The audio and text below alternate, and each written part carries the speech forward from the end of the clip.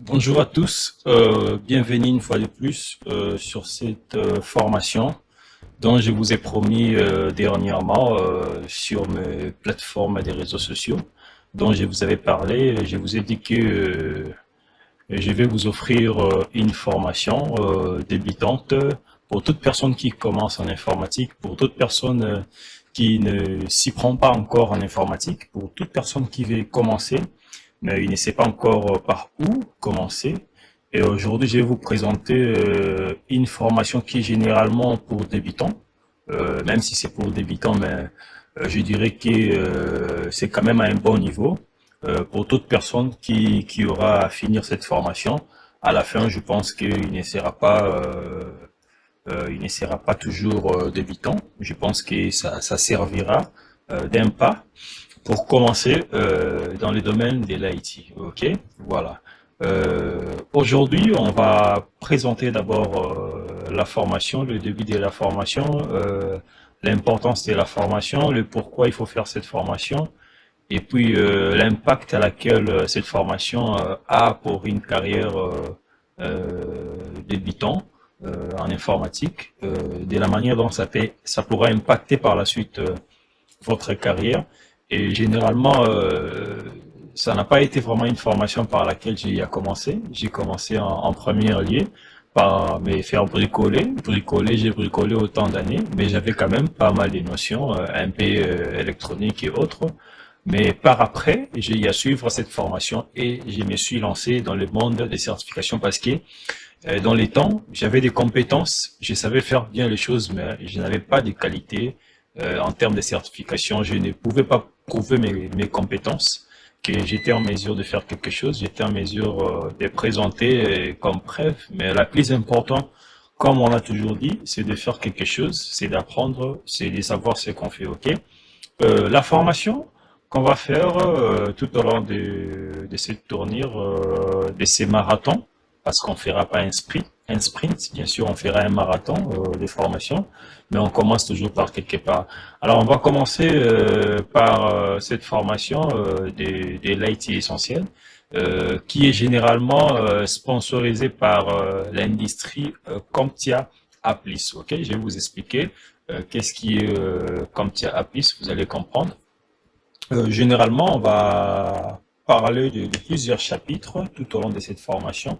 Mais la plus importante aujourd'hui, on va d'abord faire ces lives dans le chapitre 1. On va d'abord vous présenter l'importance de l'ordinateur, comment utiliser, à quoi sert l'ordinateur, qu'est-ce qui est dedans d'un ordinateur, qu'est-ce qui fait qu'un ordinateur puisse fonctionner. Avant de me présenter moi-même, je vais d'abord vous présenter la formation à laquelle on va faire tout au long de cette marathon. C'est intitulé IT Essential. Mais en réalité, c'est pas IT Essential la formation. En réalité, la formation est sponsorisée par la marque CompTIA, la maison CompTIA. CompTIA A+, plus particulièrement parce qu'il y a beaucoup d'autres certifications de CompTIA. Comme vous le voyez ici, CompTIA A+, là c'est en anglais, mais il y a d'autres descriptions dont je vais vous montrer dans la présentation qui est en français. CompTIA Applis, c'est une industrie standard qui vous permet de se lancer dans la carrière de l'IT, ok, comme étant un IT professionnel. Alors, pour ceux qui sont à l'étranger, qui ont cette certification, ils vous diront à quoi ça ressemble, le pourquoi il faut le faire, à combien ça pèse cette certification.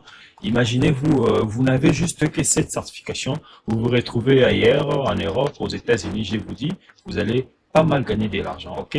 Or, la certification CompTIA, ça ne demande pas trop de compétences en termes d'apprentissage, en termes de timing. Dans peu de temps, vous pouvez apprendre les CompTIA Applis, passer une certification, dont vous serez censé passer ces deux examens-là, ok? Actuellement, on est dans les codes 220, 100, 1000, 1101 et 220, 1100 Ce sont des codes de l'examen à laquelle vous serez censé faire face, prouver vos compétences à la fin du sécours, par exemple, pour passer cette certification. Voilà, sans plus tarder, ça, c'est l'industrie, ok? Mais il y a un partenariat avec l'Académie Cisco, pour tous qui connaissent l'Académie Cisco. Il y a un partenariat avec l'Académie Cisco. L'Académie Cisco, il a y apprendre tout ce qui est contenu en matière pédagogique pour le développer et travailler en partenariat avec la maison CompTIA Applis dans le cadre pédagogique. Ok, voilà. Alors, pour être rapide, je ne vais pas trop prendre le temps de la présentation. Vous comprenez que dès que vous terminez cette formation de l'IT essentiel, le plus important, c'est de ne pas faire la formation, c'est de se certifier aussi. OK? Voilà. C'était un peu ça. Vu qu'on va plus être plongé dans le cadre de ces lives qu'on fait aujourd'hui avec vous, on sera plus dans le cadre de la formation CompTIA Applis, c'est la raison pour laquelle je n'ai fait que présenter CompTIA Applis aujourd'hui comme formation. OK? Alors, dans la présentation, comme je vous ai dit, la présentation est là. On va directement passer dans le vif du sujet. OK. Dans le vif du sujet. Ah, excusez-moi. J'utilise plusieurs écrans. Je vais déconnecter l'écran principal. L'écran secondaire. Je vais rester qu'avec un seul écran. OK. Voilà. Voilà, je vais présenter, je pense que j'ai déjà parlé du CompTIA Applis, je vais parler également de moi-même, ok. Comme je vous ai dit que la certification CompTIA Applis, c'est une certification qui vous offre plusieurs certifications dont, particulièrement dont nous parlons ici, c'est le CompTIA Applis, qui est une énorme industrie pour les techniciens de support informatique, ok. Cette certification atteste vos compétences auprès de très nombreuses entreprises qui veulent œuvrer dans le domaine de l'informatique. Voilà.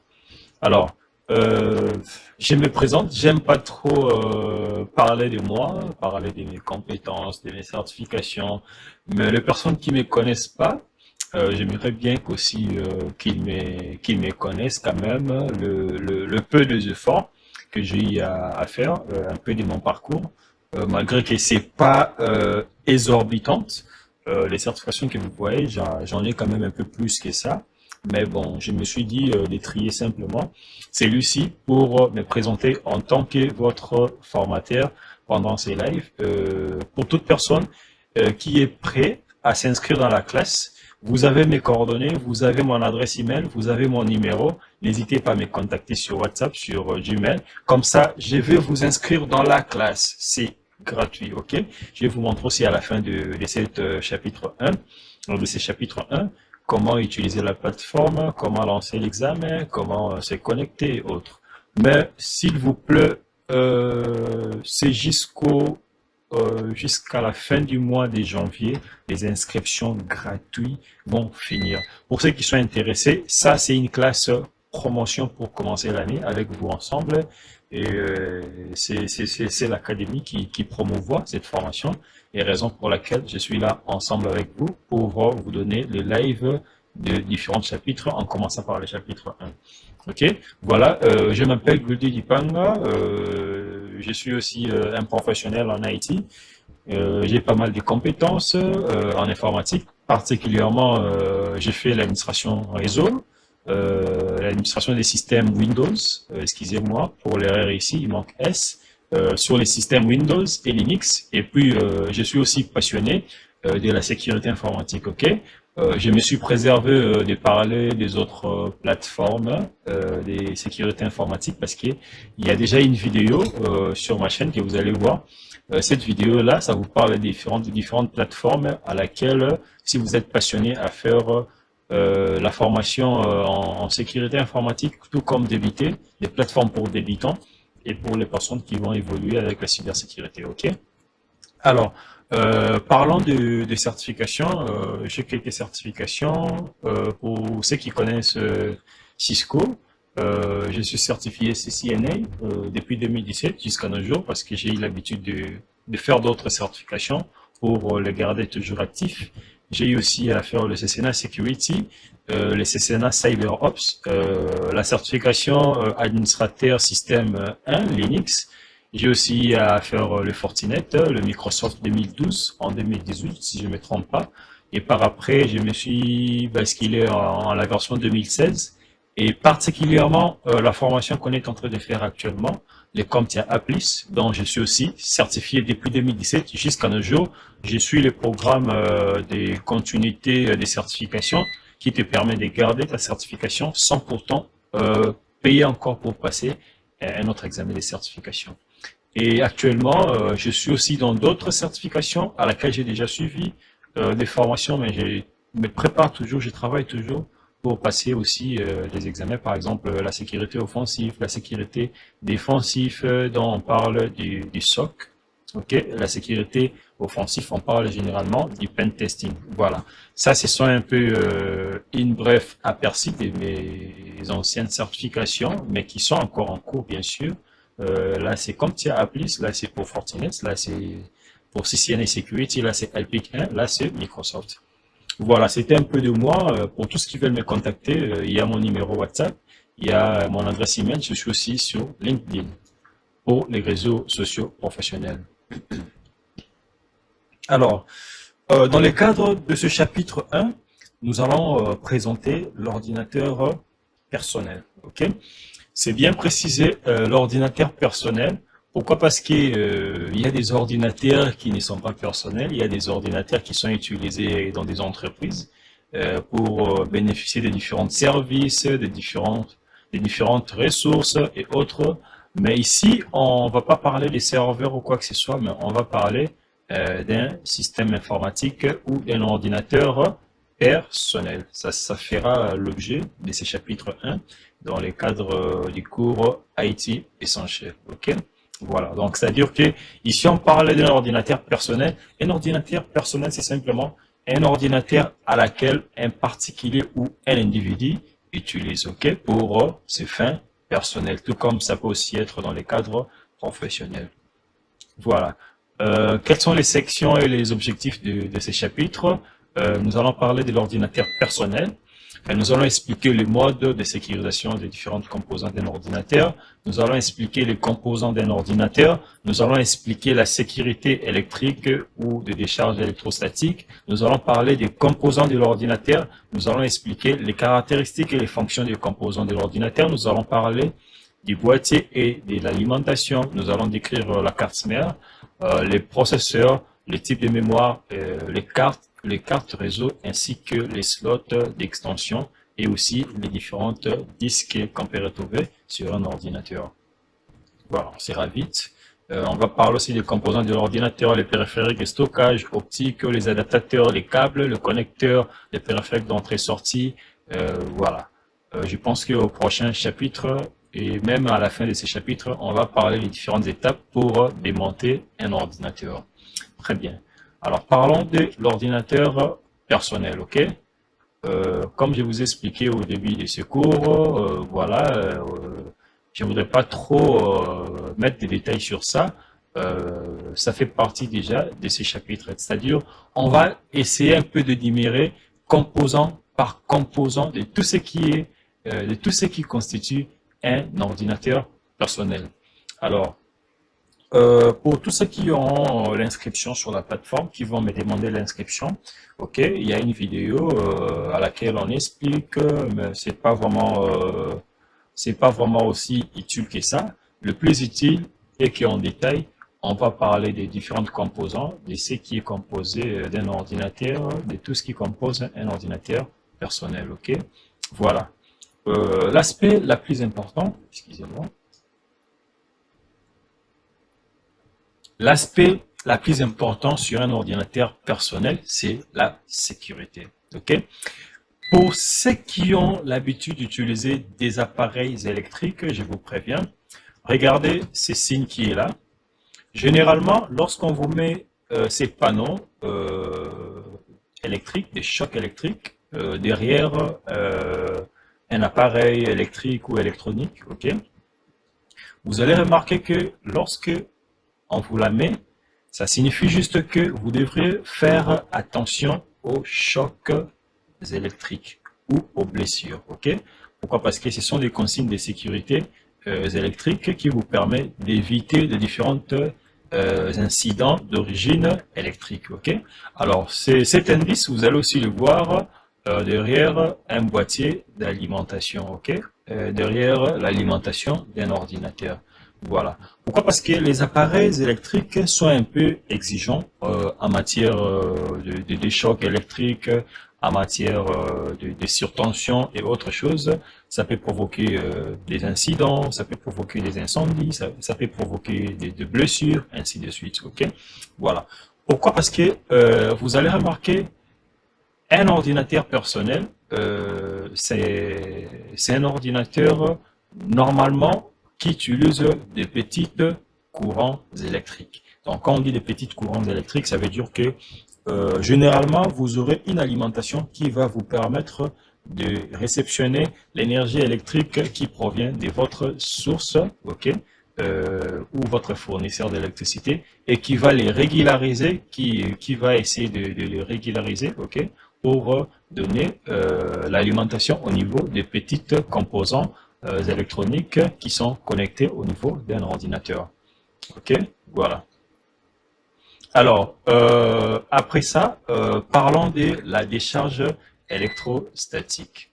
Alors, une décharge électrostatique, généralement, c'est une accumulation de l'énergie ou d'une charge électrostatique ou électricité statique qui peut se retrouver sur une surface. Ok, voilà. Imaginez-vous vous retrouvez dans un endroit à laquelle il y a eu, par exemple, un choc ou une décharge électrostatique.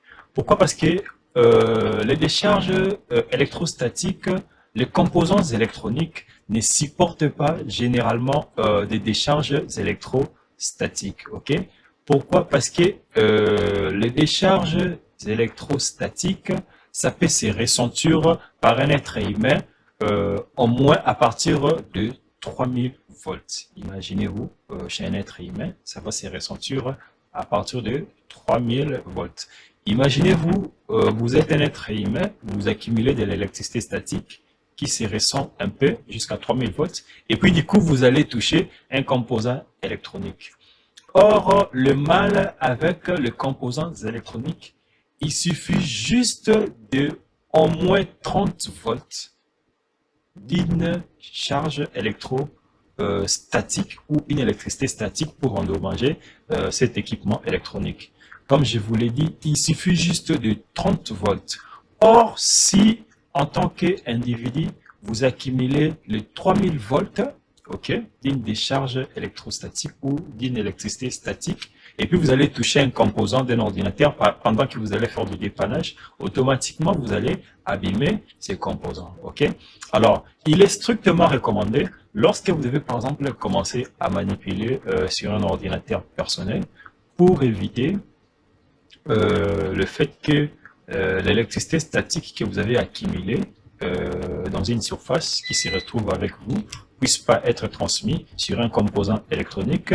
Alors, normalement, les bonnes pratiques à faire devraient d'abord conserver tous les composants dans un sac antistatique. Ok, voilà, pour ne pas les endommager en cas de l'accumulation de l'électricité statique sur une surface. Utilisez des tapis isolateurs sur les tables de travail. Ok, voilà, les tapis à laquelle vous allez travailler sur votre surface de travail doivent être liés à la mise à la terre. Ok, voilà, ou soit de vous-même, vous devriez travailler ou toucher sur un équipement ou sur un dispositif qui va vous permettre, qui va permettre à ce que vous puissiez vous libérer de votre électricité statique. Utilisez des tapis de sol mis à la terre dans l'espace de travail. Utilisez des bracelets antistatiques obligatoires. On les porte généralement sur le poignet.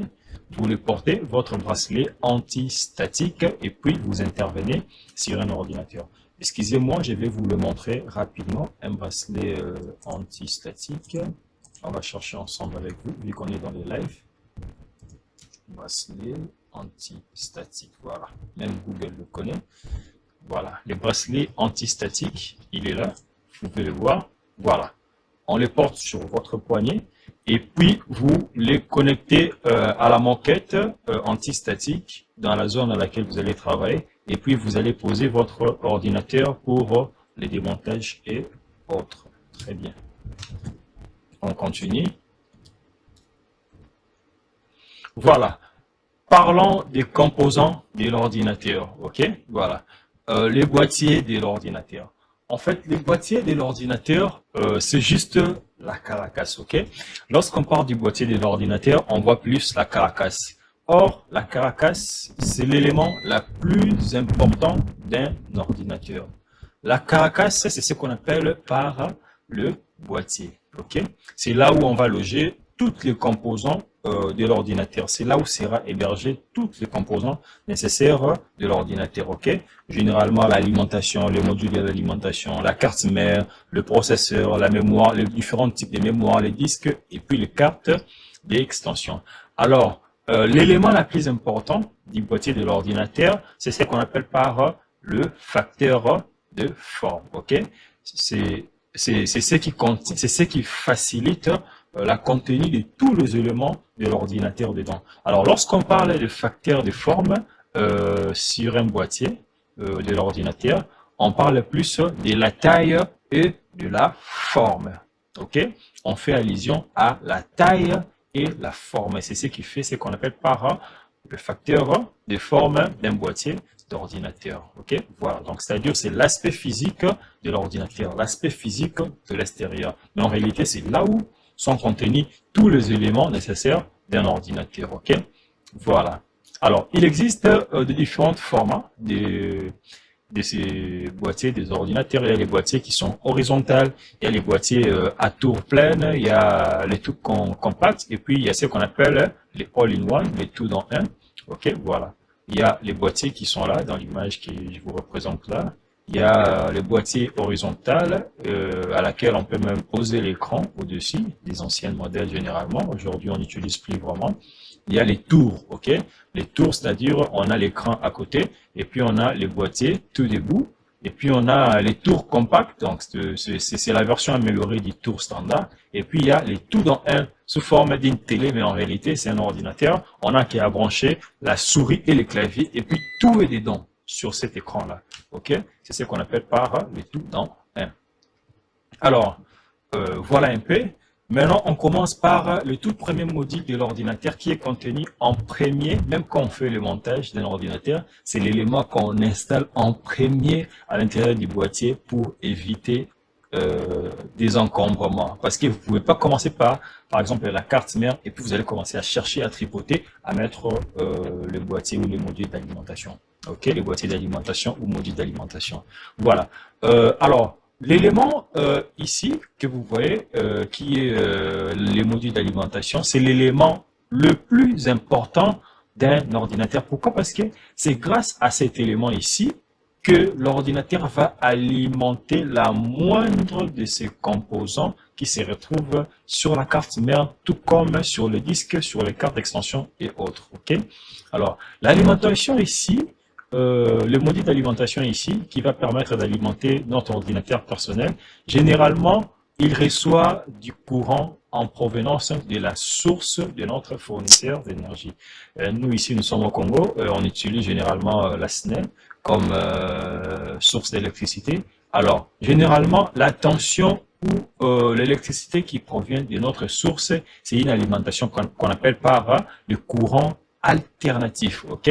Le courant alternatif, c'est une forme d'énergie électrique qui est variable, qui n'est pas stable, qui forme des amplitudes, ok? Amplitude négative, positive, négative, positive. Alors, c'est aussi varié et ce n'est pas stable, ça varie à tout moment. Et puis, c'est généralement la tension, ce genre de tension-là est un peu plus élevé par rapport aux composants qui doivent fonctionner sur un ordinateur, ok? Alors, non seulement cette module d'alimentation permet de recevoir cette tension-là, mais il permet aussi de le convertir, ok, sur une tension ou une alimentation plus petite pour fournir cette alimentation au niveau des composants de l'ordinateur. Alors, l'énergie qui est convertie, ok, c'est ce qu'on appelle par les courants continus, ok, qui est stable, qui est linéaire, qui ne varie pas et de très faibles tensions, ok.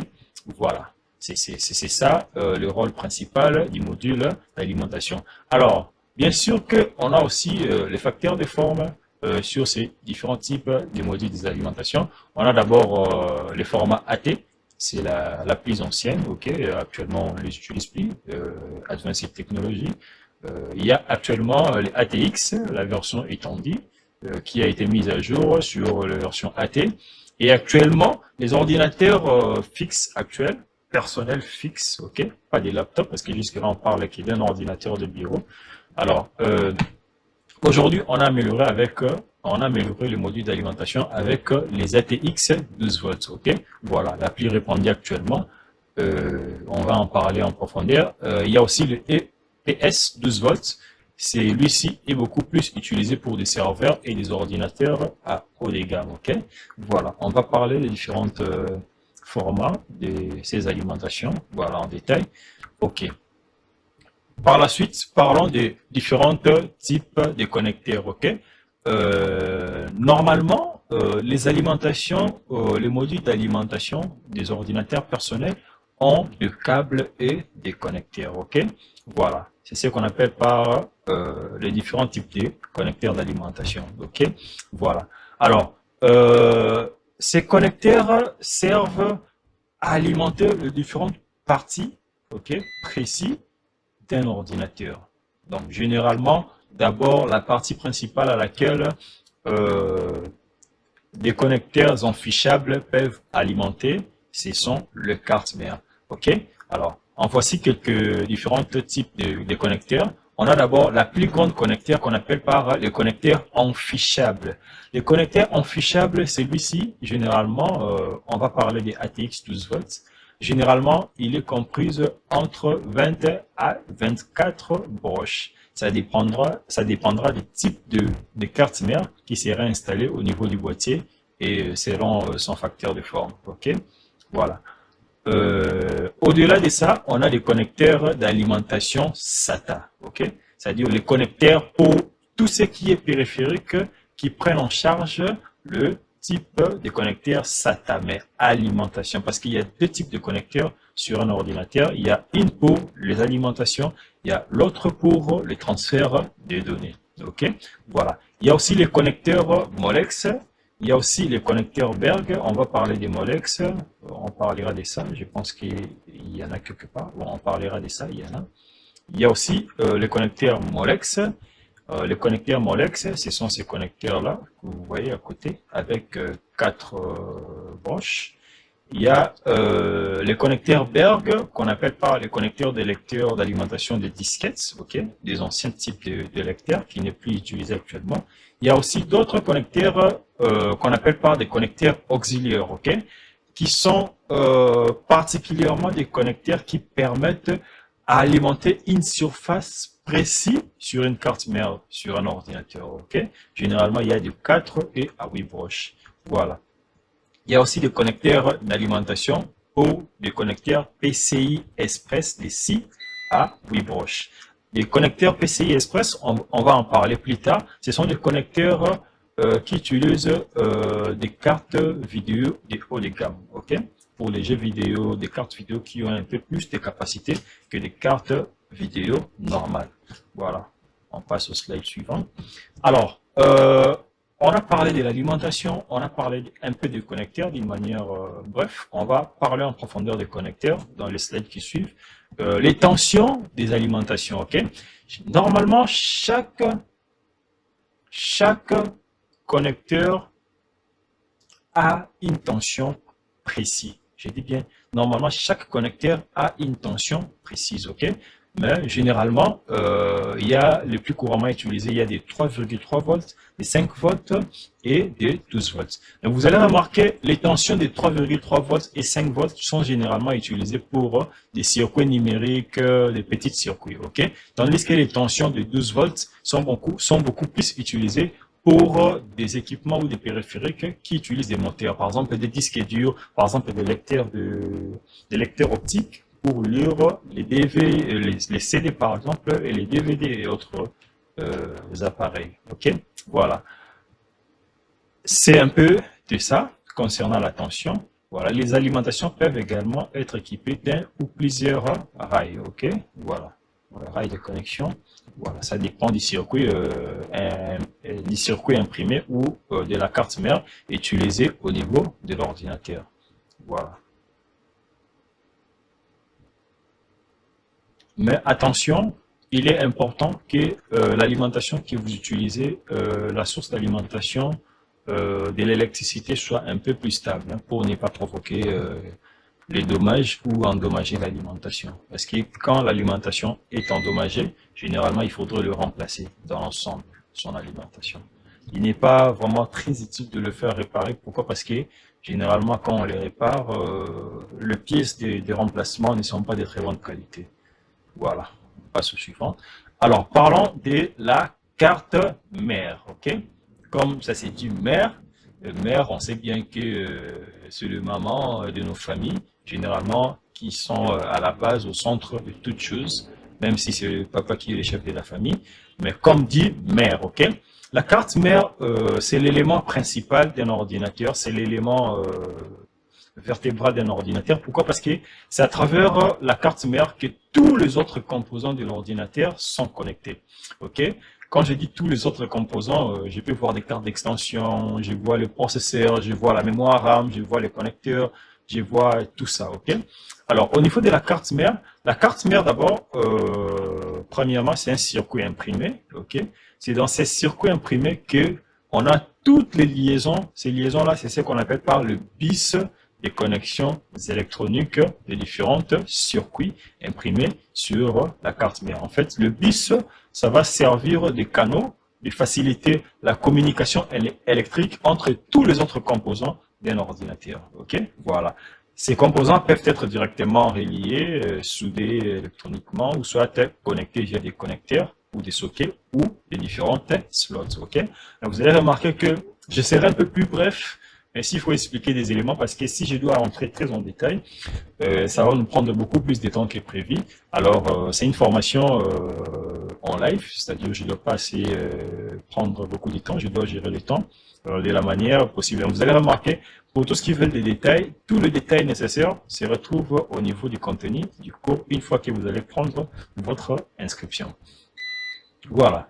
Les composants, les différents composants essentiels d'une carte mère, ok, il y en a plusieurs, mais vous allez remarquer qu'on a le processeur, on a la mémoire RAM, qui est la mémoire vive, on a les logements des cartes d'extension, ok, le logement des cartes d'extension, c'est tout ça, ok, c'est sur cette zone qu'on parlera plus des cartes d'extension. On a les chipsets qui est là, je vais expliquer les chipsets c'est quoi. On a la mémoire, les logements des mémoires RAM, on a les ports, les connexions du port ISB interne, tout comme externe aussi, il y en a. Voilà, on a la partie à laquelle on plaque les processeurs, ok. Il y a aussi la piste système, voilà. En fait, ici, la piste système, voilà, c'est celui-là, le BIOS ou les IFI. La piste système ou le BIOS, c'est un système des bases d'entrée-sortie d'un ordinateur, ok.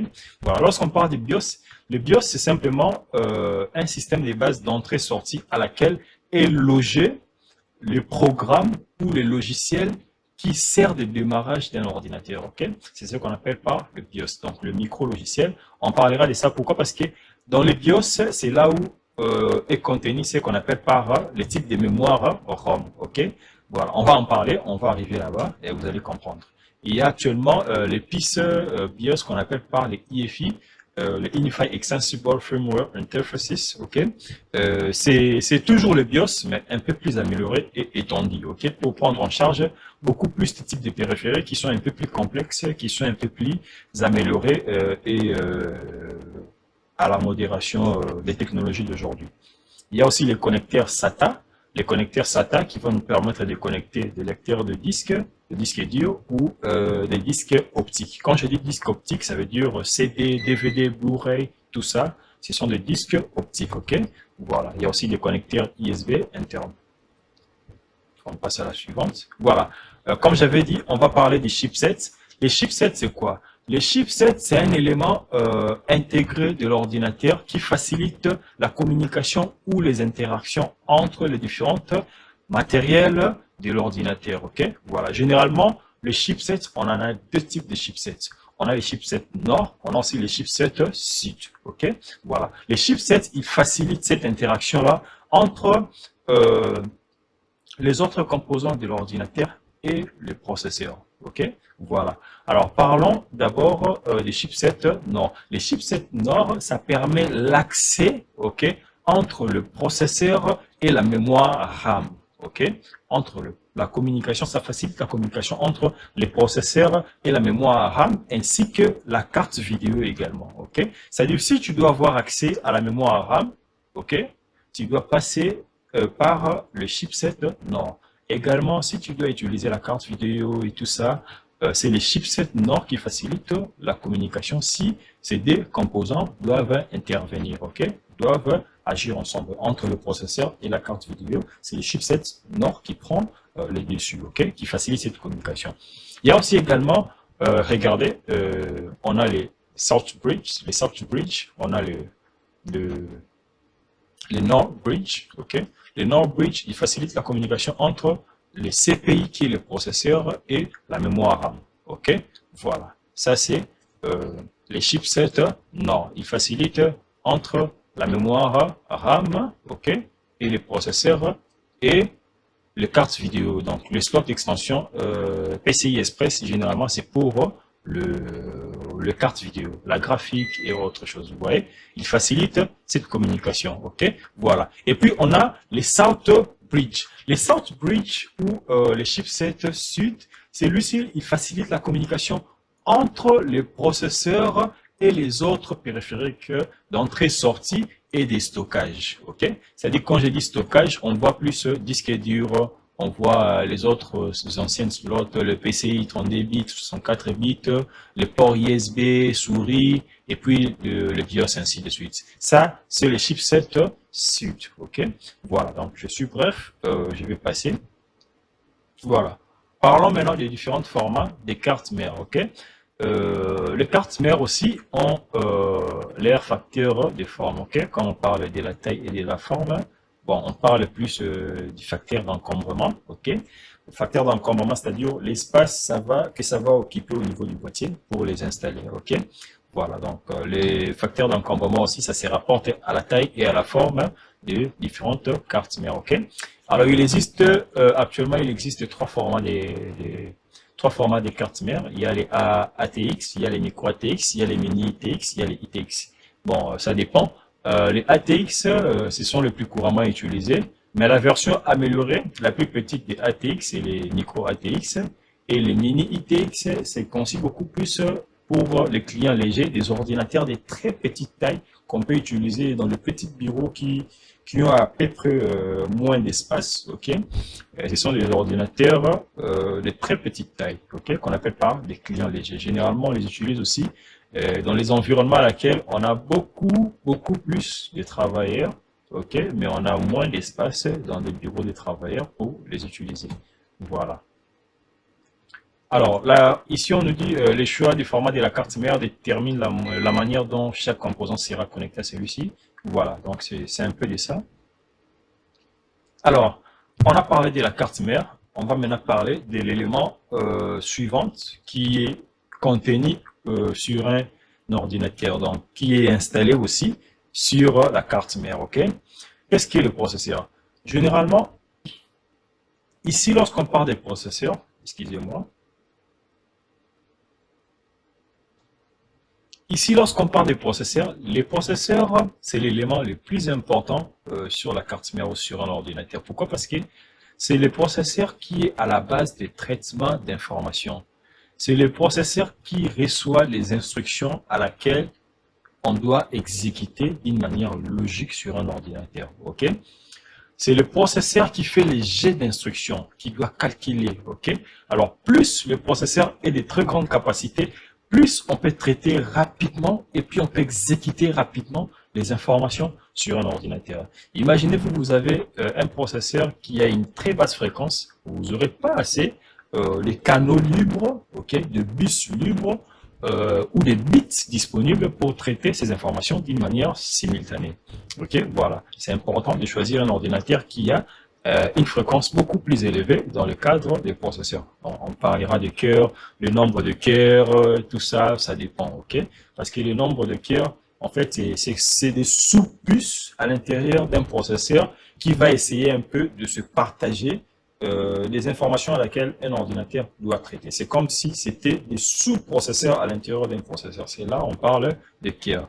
Donc la manière dont ces informations doivent être encore multipliées pour être exécutées plus rapidement sur un ordinateur. Ok? Voilà. Voilà, ici on parle du processeur et voilà, le processeur est un micro-piste qui réside dans un package de processeurs. Là, si on parle plus de cœur.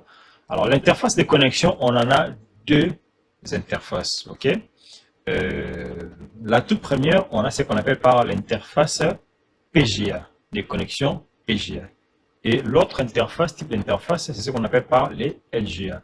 Bon, quand on vous dit PGA, LGA, ne vous compliquez pas la tâche. Prenez juste le PGA, c'est lui qui contient des pins sur le processeur, ok?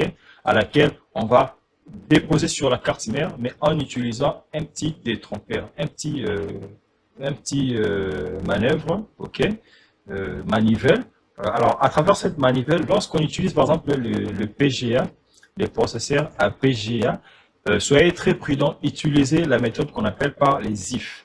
On appelle par les zéro force insertion. C'est-à-dire, il ne faut pas insérer avec trop de force, sinon vous allez casser la manivelle qui sert des pointages pour serrer votre processeur au niveau de la carte mère. Et les LGA, on ne fait que déposer, comme vous voyez sur l'image, on ne fait que ouvrir le manivelle à côté, tirer vers le haut, ouvrir la plaque métallique, déposer le processeur dans la bonne position et puis les renfermer.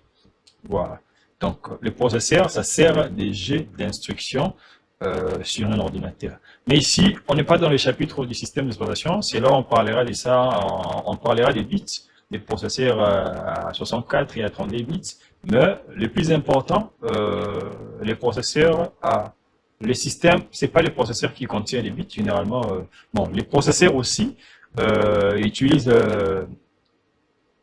aussi, ont aussi la capacité d'être en 32 ou en 64 bits. Mais le plus important, c'est lorsqu'on va faire le choix aussi des systèmes, on doit aussi savoir si notre système peut traiter beaucoup plus de canaux, ok, de bits des informations pour installer un système qui va bien convenir avec notre processeur. On va arriver là le jour où on parlera des chapitres des systèmes d'exploitation. Voilà.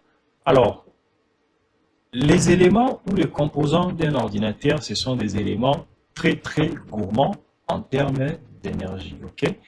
Et non seulement ça, généralement les composants d'un ordinateur, ce sont des composants électroniques, ce sont des composants qui se chauffent ou qui dégagent régulièrement la chaleur, ok? Alors pour ce faire, sur un ordinateur, vu que le processeur, c'est l'élément qui traite beaucoup plus des informations ou des instructions, alors généralement, vous allez remarquer, je vous dis que c'est l'élément le plus chauffant. C'est l'élément qui chauffe le plus sur un ordinateur.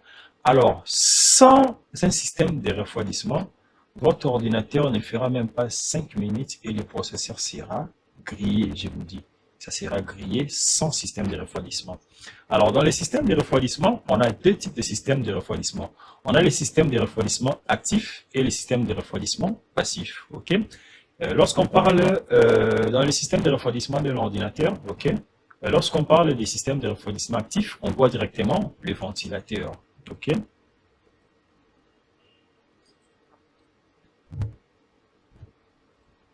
On voit directement les ventilateurs. Lorsqu'on parle du système de refroidissement passif, on voit ce qu'on appelle par les dissipateurs thermiques. Or, dans le cadre d'un ordinateur, on ne peut pas avoir qu'un seul système de refroidissement. Donc, ça veut dire que les deux sont installés au même moment. La partie du dissipateur thermique est généralement posée au-dessus du processeur et ensuite on fixe les ventilateurs au niveau du dissipateur thermique. Ok? Voilà. Bon, c'est ce qu'on dit ici. Les solutions de refroidissement passif impliquent généralement la réduction du débit de fonctionnement du composant à l'ajout des dissipateurs thermiques aux puces informatiques. Un ventilateur des boîtiers est considéré comme un refroidissement actif. Bon, ici, on parle de ça d'une manière survolée. Mais les deux ici, ça doit être collé ensemble et puis on pose des dissipateurs thermiques au-dessus du processeur. C'est très utile comme information. À ne pas ignorer. Voilà. On passe à la suivante. Parlons maintenant de type de mémoire. Ok? Un ordinateur ne peut jamais fonctionner sans la mémoire. Ok. Alors ici, on va parler des différents types de pistes de mémoire. Les pistes de mémoire, c'est généralement, ça permet à stocker des informations et tout. Mais on parlera des deux types de mémoire. On parlera de la mémoire morte et puis on parlera de la mémoire vive. Ok. Voilà. La mémoire morte, c'est ce qu'on appelle par la mémoire ROM. Ok. Voilà. La mémoire ROM, c'est une mémoire à laquelle les informations restent statiques. On ne peut plus le modifier, on ne peut plus écrire dedans, on ne peut plus les effacer. C'est-à-dire, dans la mémoire morte, ce sont des types de mémoire à laquelle les informations ont été écrites depuis la fabrication de cette mémoire. Ok? Voilà. Ça, c'est la mémoire ROM, qui est la mémoire morte. Ok? Voilà, j'espère que je me fais comprendre. Alors, la mémoire vive, c'est un type de mémoire qui permet de stocker des informations d'une manière temporaire pendant que celui-ci est alimenté par l'électricité. Une fois que l'électricité, on n'a plus du courant sur cette mémoire-là, on ne reçoit plus de l'électricité, ok, on n'a plus des impulsions, automatiquement on perd de ces informations. Raison pour laquelle on les appelle par la mémoire de travail. C'est-à-dire que les informations ne sont que stockées pendant qu'on est en train de travailler. Dès qu'il y a coupure d'électricité, l'ordinateur s'éteint si vous n'avez pas une alimentation de secours, par exemple les onduleurs, les UPS et autre chose. C'est-à-dire votre ordinateur s'arrête d'une manière inattendue. Donc, tout ce qui était ouvert, informations, fichiers, si vous avez oublié d'enregistrer les informations, vous faisiez des saisies et autre chose, vous perdez les informations. OK? Voilà. Alors, l'ajout de la mémoire RAM permet d'augmenter et d'améliorer les performances sur un ordinateur. Plus on a la quantité maximale de mémoire RAM, plus on peut autant utiliser des applications, on peut facilement lancer autant de choses au même moment parce que la mémoire RAM, elle est aussi suffisante. Ok? Voilà. Alors, parlons en détail des types de mémoire ROM. Voilà.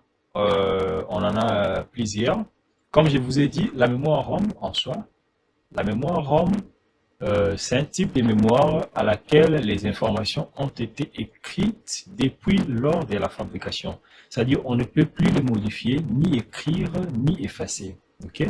C'est comme dans les BIOS. Généralement, dans les BIOS, la majorité des BIOS des ordinateurs utilisent ce type de mémoire ROM. Okay? Voilà. Alors, parlons de la mémoire PROM, la piste PROM. La piste PROM, lui, on peut quand même effacer des informations et puis les reprogrammer. Mais pour effacer des informations sur une mémoire piste PROM, on utilise la lumière ultraviolet. Ok? On l'efface par la lumière ultraviolet et puis on peut le reprogrammer et puis le réutiliser. Alors, la mémoire EEPROM, ok? EEPROM, il suffit juste de donner des impulsions électriques sur cette mémoire, ok, de les soumettre sous l'électricité, et puis voilà, on peut maintenant reprogrammer et faire autre chose. La mémoire maintenant EEPROM, lui, celui-là, on peut réécrire autant de fois, on peut effacer la mémoire, réutiliser et autres. Voilà. Donc, ce sont les différents types de mémoire ROM. Alors, parlons maintenant des différents types de mémoire RAM. Comme on a dit, les mémoires RAM, ce sont des mémoires volatiles, ok? Ce sont des mémoires qui nous permettent de travailler sur l'ordinateur, d'utiliser l'ordinateur, ainsi de suite. Voilà. Alors, généralement, avec les mémoires RAM, on en a deux types. On a les mémoires dynamiques et les mémoires statiques, ok? Voilà. Généralement, les mémoires dynamiques, ce sont des mémoires qui s'actualisent avec des impulsions électriques, ok? Vu que celui-ci conserve les informations pendant qu'il y a la présence d'électricité, celui-ci est beaucoup plus actualisé chaque fois avec des impulsions électriques. Au contraire, la mémoire statique, c'est ce qu'on appelle aussi par les mémoires cache. Ce sont des types de mémoires qui, généralement, qui sont des dons d'un processeur, ok? Ce ne sont pas des mémoires à laquelle on peut toucher, voir aligner comme ça. C'est des mémoires qu'on appelle par les mémoires statiques, ok? Qui sont conservées sur les processeurs pour vous faciliter l'accès plus rapide aux choses que vous avez l'habitude d'utiliser. Par exemple, vous allez remarquer, chaque fois que vous lancez Word, vous allez voir sur votre barre des tâches, sur votre barre des menus, ça sera Word qui va rester en première position. C'est juste pour dire que vous avez l'habitude d'utiliser l'application Word. Ça, c'est la mémoire statique. OK? Voilà. Alors, dans le cadre des mémoires RAM qu'on utilise sur nos ordinateurs d'une manière volatile, respectivement, il y a, ce sont des mémoires dynamiques synchrones. OK? Voilà. Les mémoires dynamiques synchrones, c'est ce qu'on appelle par le SD-RAM. Dynamique synchrone RAM. OK? Alors, ce sont des anciennes types de mémoire RAM qu'on utilisait bien avant, mais qu'on pouvait facilement détacher de l'ordinateur. Parce qu'avant, il y avait encore d'autres mémoires sous forme de pistes, mais qui étaient collées sur la mémoire, pardon, sur la carte mère. Alors, ce genre de mémoire, à l'époque, si ça s'abîme sur une carte mère, on ne pouvait pas les remplacer. Et du coup, il fallait changer l'ordinateur. Et on a y amélioré avec les mémoires dynamiques synchrones à laquelle on pouvait facilement remplacer. Alors après ça, vu l'évolution des ordinateurs, on a eu à améliorer les mémoires dynamiques synchrones à double débit. OK? Donc, ce sont des SDRAM, mais qui ont la capacité de fonctionner 2 fois plus rapide que les SDRAM. OK? Ainsi de suite, ça a évolué. Jusqu'à aujourd'hui, on a les GDDR. OK? Voilà. Et moi qui vous parle sur ces lives, ma machine, quand même, utilise une DDR4. Donc, les GDDR, c'est un peu plus récent que ça. Voilà, mais je suis quand même aussi pas obsolète que ça. Voilà. Alors, parlons maintenant des modules de mémoire. OK? Les modules de mémoire, généralement, ce sont les modules à laquelle on a l'habitude de le placer sur la carte mère. OK? Ce sont des circuits imprimés, ce sont des RAM en soi. Alors, ces modules-là utilisent les différents types de technologies. OK? Il y a les DIP, il y a les SIM, il y a les DIM et puis les SODIM. Comme je vous ai dit, les anciens ordinateurs utilisaient des DIP qui ne pouvaient que se retrouver directement collés sur les cartes mères. Donc, on ne pouvait pas le remplacer et tout.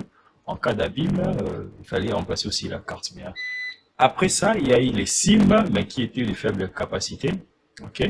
Si vous voulez voir les différents nombres de broches, on parle du nombre de broches de ces RAM. Les broches, ce sont des dents qui permettent de poser, d'installer la mémoire RAM. Ce sont des dents en métal qui font contact direct avec la carte mère. OK? C'est ce qu'on appelle par des broches. Alors, les modules DIM, ce sont des modules qu'on utilise actuellement avec le SDRAM, que ce soit SDRAM DDR, SDRAM DDR2, DDR3, DDR4. Ça utilise le module DIM. OK? Les modules SODIM, ça reste que des modules pour le mémoire RAM des ordinateurs portables. OK? Voilà. Pour vos ordinateurs portables. Les ordinateurs portables utilisent le module SODIM. Mais les ordinateurs de bureau fixe utilisent le module DIM, que ce soit pour DDR2, pour DDR3 ou pour DDR4 ou pour SDRAM DDR.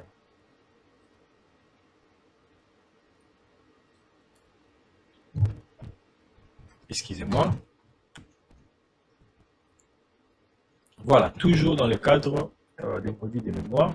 La vitesse de la mémoire a un impact direct sur la quantité de données qu'un processeur peut traiter, exactement. La mémoire la plus rapide est généralement les SRAM, donc la mémoire statique, okay, à savoir une mémoire cache, stocke les données et les instructions les plus récemment utilisées par les processeurs, comme je vous ai expliqué.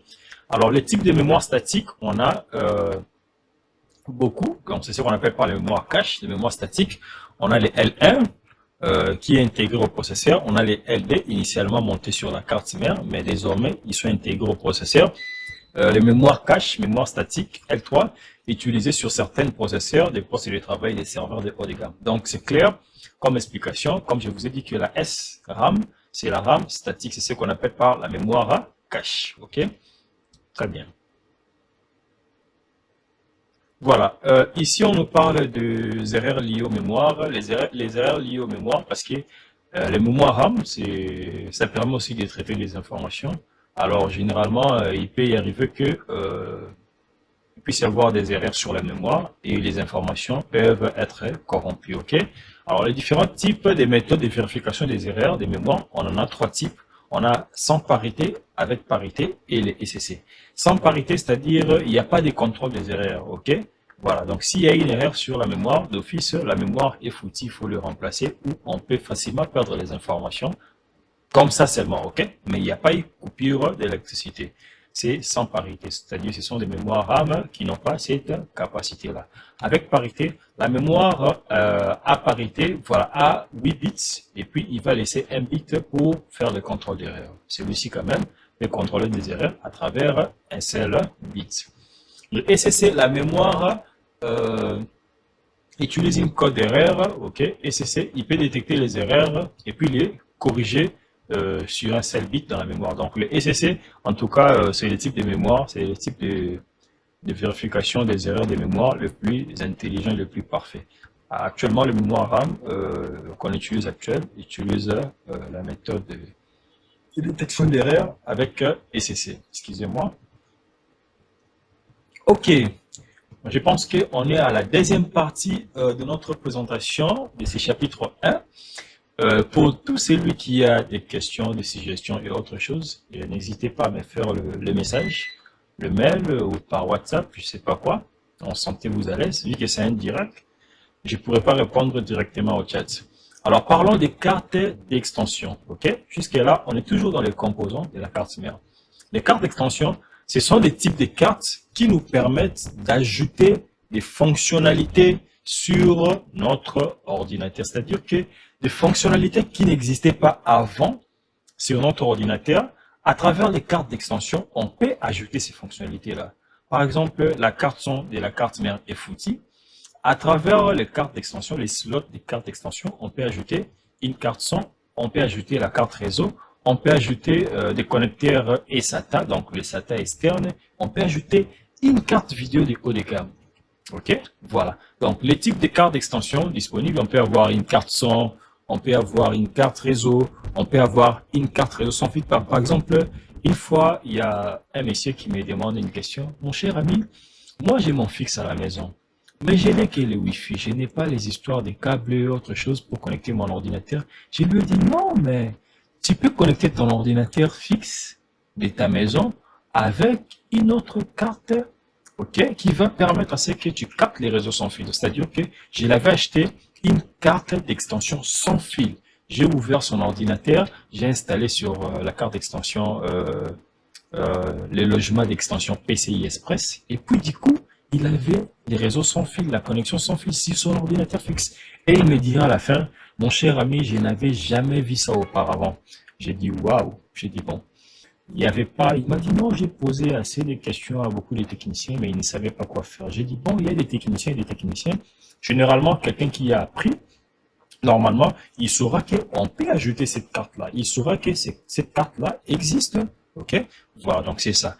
On peut ajouter la carte vidéo ou carte graphique. On peut ajouter une carte de capture, c'est-à-dire la carte à laquelle on peut acquisitionner des images sur un équipement audiovisuel de l'extérieur, une caméra, un lecteur DVD, ok, ainsi de suite.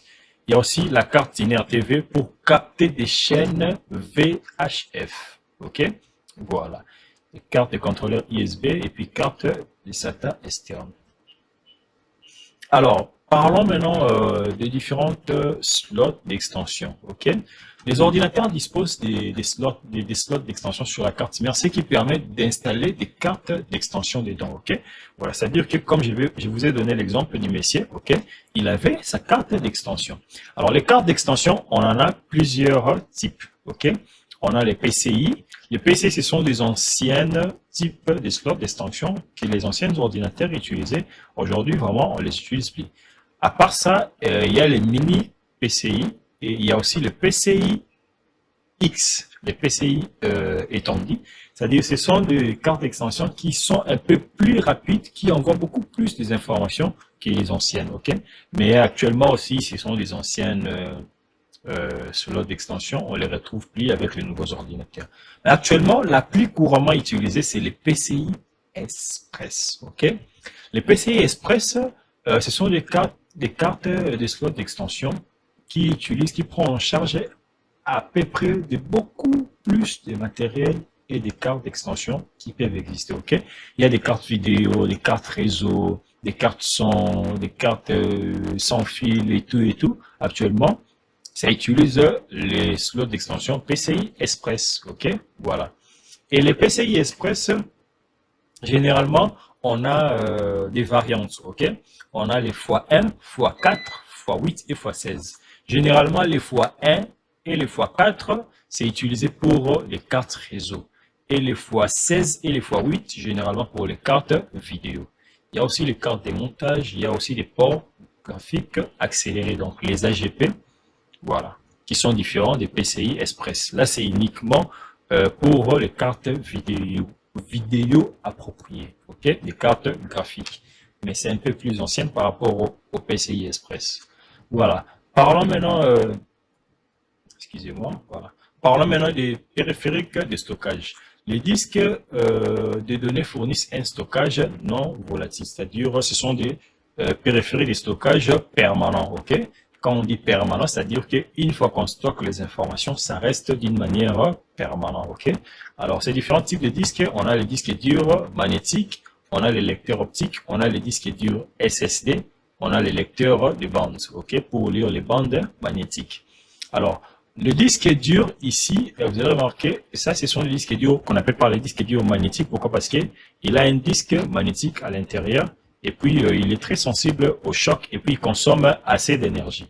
Ok?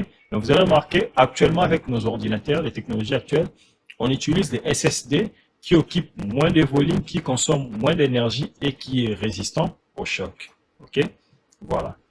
Donc, alors, les périphériques de stockage sont situés à l'intérieur d'un ordinateur et puis se connectent sur la carte mère via des connexions. Ok, vous allez remarquer, celui-ci a un type de connecteur le même que celui-là. Alors, ce type de connecteur, généralement, c'est ce qu'on appelle par les connecteurs SATA, les Serial Attach, les Serial AT Attachment. Ok, voilà. Alors, l'interface les plus anciennes des connexions de disques durs, c'est ce qu'on appelle appelait par les PATA. Ok, voilà, les PATA ID et IDE. Ok, voilà, les parallèles attachments. Ok, c'était les plus anciennes. Voilà, mais actuellement les normes ont changé. On a plus de SATA que les IDE PATA. Voilà. Ici, on nous dit les normes d'interface définissent la manière dont les données sont transférées. Voilà, et tout, et tout, et tout. Voilà. Il existe trois types de versions des SATA. Il y a les SATA 1, SATA 2 et puis SATA 3. Les différents types de connecteurs SATA et les technologies SATA, c'est en fonction du débit. Hein. Voilà, vous allez remarquer les PATA IDE pouvaient transmettre seulement 8 mégabits par seconde et les eIDE 16, mais vous allez remarquer que les SATA, ça rigole pas. Donc, des gigas et des gigas d'informations par seconde. Ok. Les stockages magnétiques, ok. Voilà, ce type de stockage représente les valeurs binaires sous la forme des zones physiques. Voilà, voilà. Les types de stockage magnétiques les plus répandus sont les HDD, ok. Voilà. Comme je vous ai pas dit, les disques durs magnétiques, c'est ce qu'on appelle par les HDD. Et les disques durs électroniques, c'est ce qu'on appelle par les SSD. Ok? SSD, lui, il n'a que la partie électronique. C'est comme un circuit imprimé. Mais celui-là, il a et la partie électronique et la partie motrice. Ok?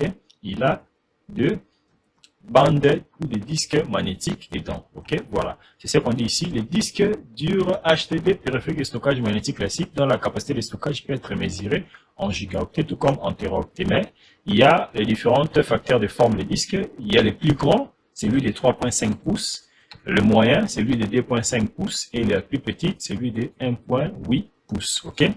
Voilà. Il y a aussi le lecteur des bandes, principalement utilisé pour les archivages des données. Là où il y a des serveurs et tout, on utilise des bandes magnétiques. On n'utilise pas les disques durs. Ok?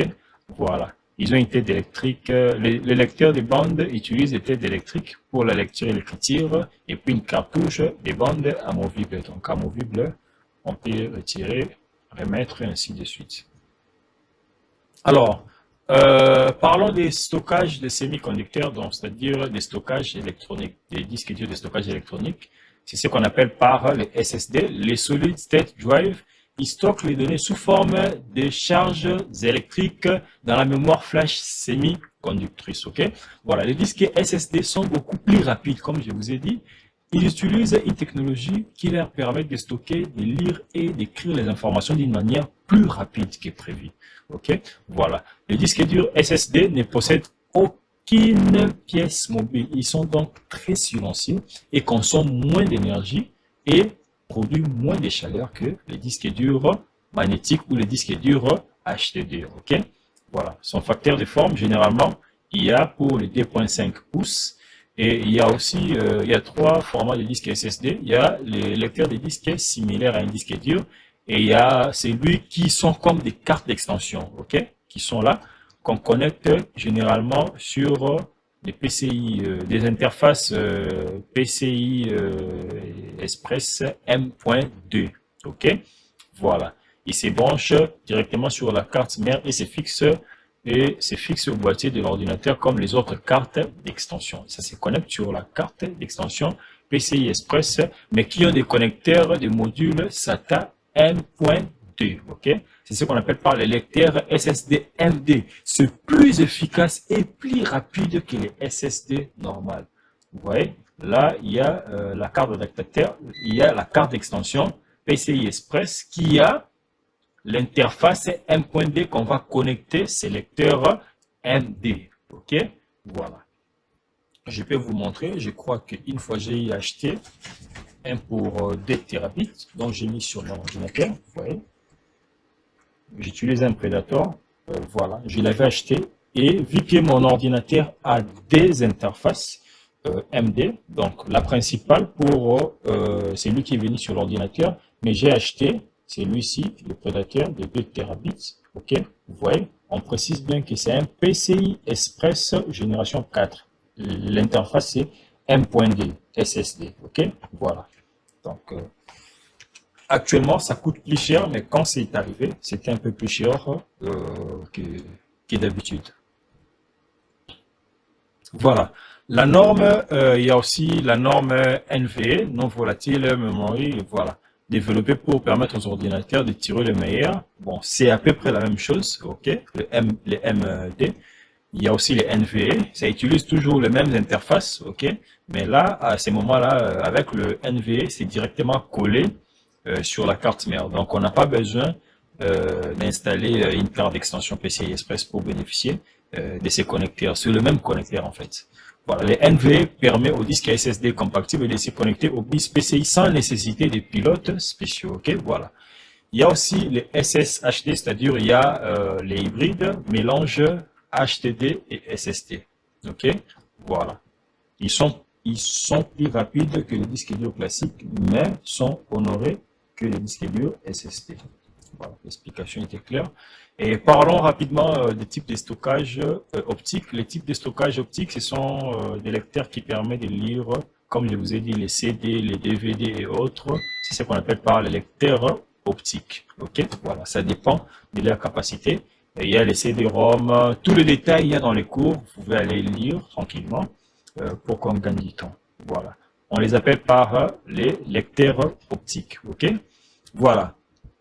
On est proche, pour finir dans ce chapitre, parlons des ports et des câbles, ok? Voilà. Comme nous le savons, on ne peut pas utiliser un ordinateur sans avoir un écran, ok? Alors, les ports vidéo, ça nous permet de connecter notre ordinateur à un écran externe à l'aide d'un câble et de connecteurs, ok? Mais il y a plusieurs technologies, il y a plusieurs types de câbles, mais l'avantage en est que lorsque on doit transmettre des signaux numériques, la qualité de l'image sera un peu plus viable que lorsque on transmet des signaux analogiques. Okay? Et pour votre information, tout ce qui est connecteur, tout comme câble qui transmet des signaux analogiques, ne peut pas transmettre au même moment les sons. Mais celui qui peut transmettre des numériques, transmettre des images et des sons au même moment. Donc vous comprenez directement. On va parler des différents ports et des câbles.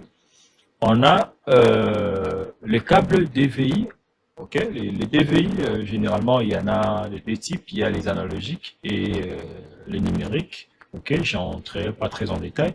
Il y a les DisplayPort. Les DisplayPort,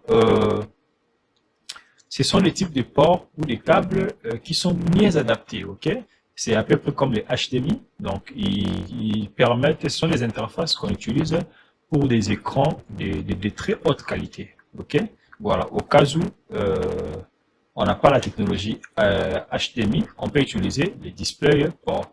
Mais le DisplayPort transmet les signaux numériques. Le HDMI, lui aussi également, il peut utiliser des résolutions, des très hautes résolutions d'image, et puis de très bonne qualité d'image, et puis il transmet les signaux numériques, et il a la capacité de transmettre les sons et l'image. Ok, voilà, là c'est le HDMI. Voilà, haute définition. Il y a aussi les câbles Thunderbolt. Les Thunderbolt sont beaucoup plus utilisés dans d'autres périphériques un peu plus particulières. Ok, ça dépend. Voilà, ça transmet aussi des informations un peu plus rapides. Il y a aussi les Thunderbolt 3, ok, qui sont un peu plus évolués. Voilà, que les Thunderbolt 1 et 2.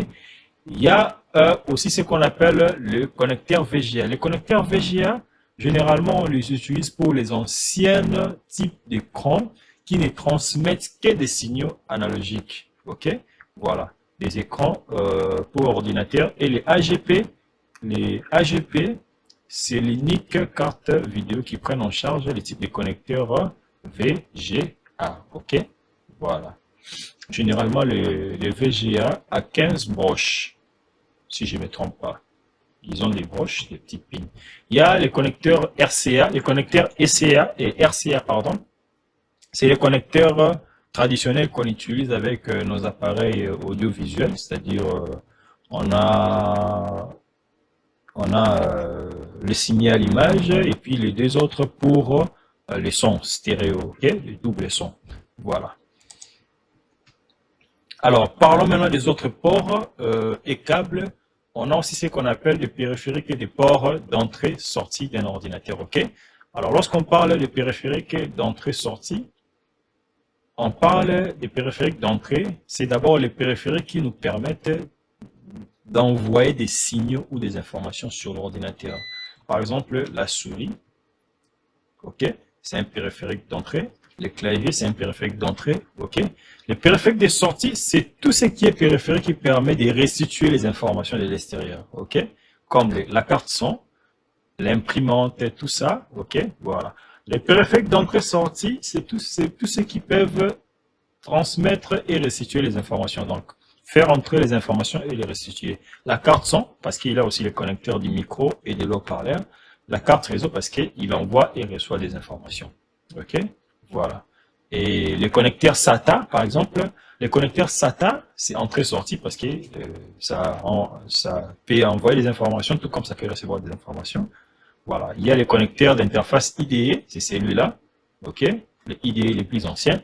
Il y a les Universal Serial Bus d'entrée-sortie, les ISB. Voilà.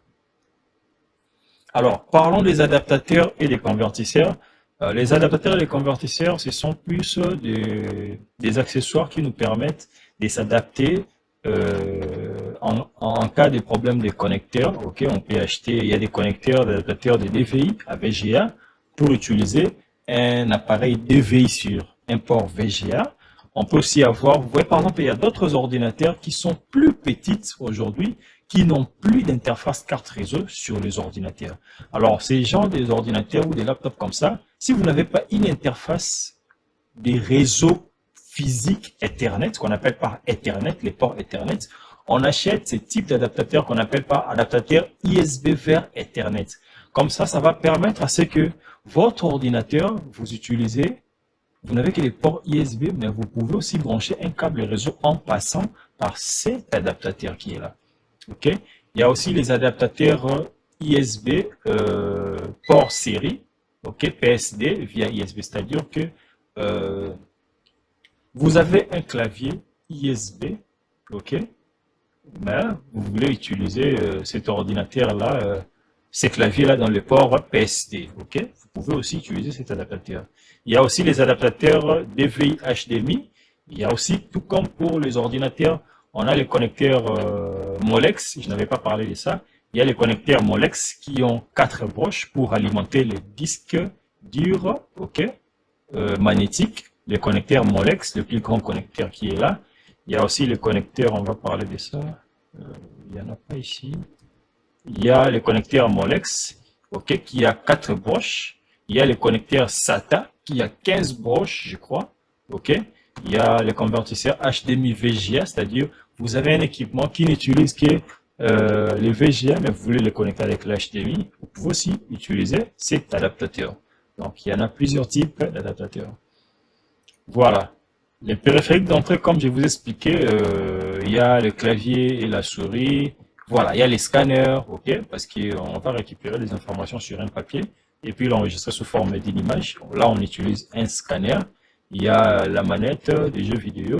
Il y a les commutateurs KVM. En fait, les commutateurs KVM ici, c'est un commutateur que les administrateurs réseau généralement ou système utilisent pour, au même moment, sur un seul commutateur, ok, il a la connexion de plusieurs écrans, ok, donc il peut gérer plusieurs ordinateurs ensemble via un seul clavier et sa souris, ok, c'est-à-dire il sera connecté sur plusieurs autres appareils, mais en passant par ces commutateurs, c'est-à-dire ils peuvent chaque fois basculer d'un périphérique ou d'un appareil à une autre à travers ce commutateur. Ok, voilà, il peut toujours changer pour dire que bon, j'ai fini à travailler sur l'autre, je vais travailler sur l'autre appareil.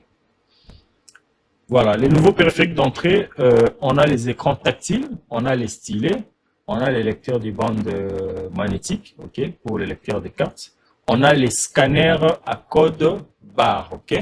L'écran tactile, c'est celui qu'on utilise avec nos doigts, et ainsi de suite. Les stylets, on peut utiliser les digitaliseurs pour créer une signature, écrire quelque chose. Les lecteurs de bandes magnétiques pour les informations via la voie magnétique. Les lecteurs de code barre, quand vous allez au supermarché, vous allez voir ça, ça permet de lire les informations de code barre et puis voir qu'est-ce qui a été caché comme information sur le code barre. Par exemple, les prix de quelque chose, les prix d'un élément, ok, voilà. Il y a aussi des appareils photo, les webcams, les tablettes de signature, les lecteurs de cartes à puce pour les paiements bancaires, et puis les microphones. Voilà, tout ça, ce sont des périphériques d'entrée récents. Les plus récents, on voit les périphériques et les terminaux NFC. NFC, il s'agit des paiements, des courtes qui utilisent la communication proche, ok, à champ proche, ok. On appelle ça les communications NFC. Les scanners de reconnaissance faciale, les empreintes digitales, les reconnaissances vocales et les casques de réalité virtuelle, ça fait partie des périphériques d'entrée les plus récents, ok, voilà. Donc, il y a beaucoup plus de détails dans les cours. Quand vous allez lire les cours, vous verrez toutes ces informations à l'intérieur, ok. Voilà, ici on explique qu'est-ce qu'un périphérique de sortie, comme je vous expliquais, les écrans et tout ça. Le périphérique de sortie convertit les informations binaires de l'ordinateur à un format facilement compréhensible par l'utilisateur, c'est-à-dire l'imprimante, la vidéoprojecteur, les moniteurs, les haut-parleurs, ce sont des périphériques de sortie, ok. Voilà, ça nous permet de restituer les informations sur une autre forme, donc sur l'image, sur l'écran, en utilisant la lumière. Ok. On va clôturer sur ces deux présentations, je crois. On va parler des moniteurs et des écrans. Alors, les moniteurs ou les projecteurs, ce sont des périphériques de sortie. Généralement, ça utilise trois technologies. Les technologies LCD, les cristaux liquides, ok, les écrans cristaux liquides, display. Les écrans à LED qui utilisent des diodes pour éliminer la lumière en utilisant des diodes. Et puis il y a aussi des OLED qu'on appelle par les LED organiques, ok, qui sont un peu plus chers et qui ont une fidélité ou une qualité de l'image un peu plus beau et mieux les adapter que les autres. Voilà. Et ici, lorsqu'on parle des vidéoprojecteurs, les vidéoprojecteurs utilisent une technologie qu'on appelle par les DLP ou les LCD, ok. Les DLP, ça veut dire Digital Light Processing, ok. Voilà. Les nombres d'éléments diffèrent d'un projecteur à un autre, de la qualité de l'image, ça dépend, c'est à vous de voir. Lorsque vous devez acheter, il faudra tenir compte de la luminosité et de la qualité de l'image. Voilà. Le casque des réalités virtuelles et des réalités augmentées. La réalité virtuelle, je pense que quelques personnes parmi nous les connaissent.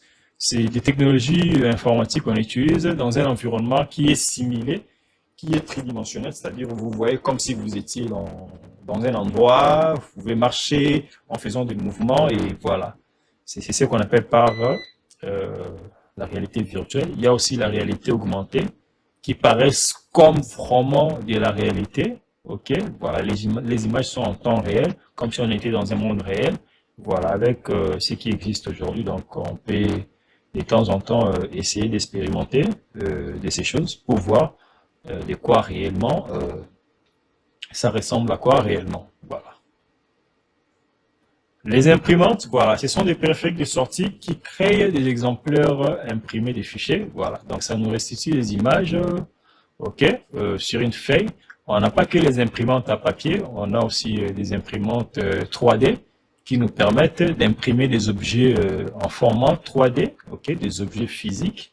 Et il y a plusieurs types d'imprimantes. Il y a les imprimantes laser, il y a les imprimantes à jet d'encre. Mais ne vous inquiétez pas, les imprimantes thermiques, tous ces différents types d'imprimantes, il y a un chapitre uniquement prévu pour ça. Lorsqu'on arrivera à ces chapitres-là, on en parlera. Mais n'oubliez pas de vous abonner à la chaîne. N'oubliez pas de me faire un message pour ne pas rater votre inscription. Parce que j'ai bien dit, l'inscription dans la classe, c'est gratuit et ça sera fermé à la fin du mois de janvier. Voilà. Les haut-parleurs ou les casques, ce sont des périphériques de sortie, des sons audio. Voilà. La plupart des ordinateurs et des terminaux mobiles prennent en charge les fonctions audio, qu'elles soient intégrées à la carte ou fournies par une carte d'extension. Comme je vous ai dit, on peut toujours ajouter la carte son sur une carte d'extension. Les oreillettes, on a les écouteurs intégrés et les casques audio. Voilà. Et ils peuvent être filaires ou sans fil, c'est-à-dire avec la technologie Wi-Fi ou Bluetooth. On peut aussi les utiliser. Voilà, c'est la dernière partie de ce chapitre. On parle du démontage d'un ordinateur. Quelles sont les étapes? On va parler des étapes, c'était un peu long. On a pu gérer les temps. Donc, c'est pas facile. Et surtout qu'on est dans une session live. J'ai pas permis les questions, de répondre aux questions live. Tout ce qui ont des questions, des suggestions, ils peuvent m'écrire. Voilà. Voilà. Il y a une vidéo dans les cours qui vous montre toutes les étapes. C'est vraiment intéressant. J'aimerais bien que quand vous serez inscrit, vous allez jeter un coup d'œil dedans. Les étapes. La première étape, vous éteignez votre ordinateur et vous débranchez l'alimentation. Mais bien évidemment, avant de commencer toutes ces manipulations, vous préparez votre espace de travail. Vous avez la moquette antistatique, les bracelets antistatiques, les sacs antistatiques avec toutes les pièces de remplacement dedans. Débranchez la souris et le clavier, retirez les vis de l'étui, ok, de l'étui du boîtier, retirez les câbles d'alimentation des données SATA, des disques, retirez les disques, retirez les lecteurs optiques, retirez la carte adaptateur, retirez l'alimentation, ok, voilà, donc le module d'alimentation, retirez les connecteurs des façades, retirez la RAM, voilà, ce sont les 10 étapes nécessaires. Mais il y a un chapitre qui est écrit montage et démontage. Là, on va voir, il y a aussi un logiciel de simulation. Comment monter et démonter un ordinateur, on le verra bien. Voilà, travaux pratiques des mandats. Au cours des travaux pratiques, vous allez démonter un ordinateur en suivant les étapes. Donc prochainement, on va les faire en simulation, respecter toutes les procédures. Remarque, si vous ne parvenez pas à localiser ou à retirer les composants, demandez à votre instructeur de l'aide. Voilà, ça ce sont des instructions. On va voir prochainement, on va faire une simulation avec un simulateur en 3D qui permet d'avoir un ordinateur en virtuel et puis de voir les composants. On va faire une vidéo comme ça. Voilà, laissez-moi des messages si vous avez des suggestions. N'hésitez pas à m'écrire, n'hésitez pas à me faire des messages. Partagez la vidéo au max, partagez les lives, c'est gratuit. C'est pour bien commencer cette année. Pour tous qui n'ont rien à faire, ne savent pas comment commencer l'informatique en Haïti, parce que tout ce que nous faisons n'est pas de la magie, c'est sauf que nous avons appris aussi, et il est temps d'apprendre, poser autant de questions, faites tout ce que vous pouvez faire. La personne qui apprend, c'est celui qui maîtrise mieux, et voilà. Je vous remercie pour cette séance. C'était voilà le chapitre 1 de ce module, et on nous revoit à bientôt. Ciao, ciao.